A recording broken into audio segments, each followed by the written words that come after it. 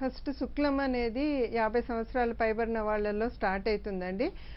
కానీ షుగర్ పేషెంట్లు అట్లాంటి వాళ్ళలో తొందరగా వస్తుంది.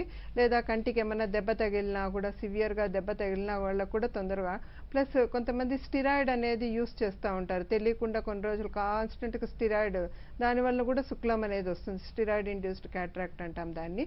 అది అది ఫస్ట్ మనం పరీక్ష చేయాలా, వాళ్ళ విజువల్ అక్యూటీ అవన్నీ పరీక్ష చేయాలండి. ఒకవేళ గ్లాసెస్‌తో ఇంప్రూవ్‌మెంట్ ఉంది అట్లా అంటే కళ్ళజోడు రాసిస్తాము.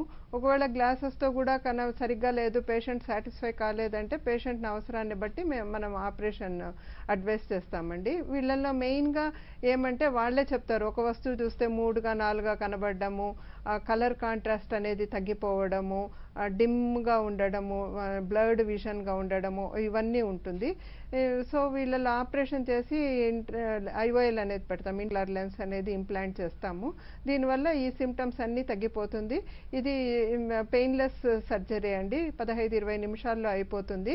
ప్లస్ లోపల లెన్స్ పెడుతున్నాం కాబట్టి లెన్స్ ఈ సింప్టమ్స్ క్యాటరాక్ట్ వల్ల వచ్చే సింప్టమ్స్ అన్నీ కూడా మనం గెట్ రిడ్ ఆఫ్ అవ్వచ్చండి. ప్లస్ పేషెంట్ 6 వారాలు జాగ్రత్తగా కంటిని కాపాడుకుంటూ ఉండాలండి.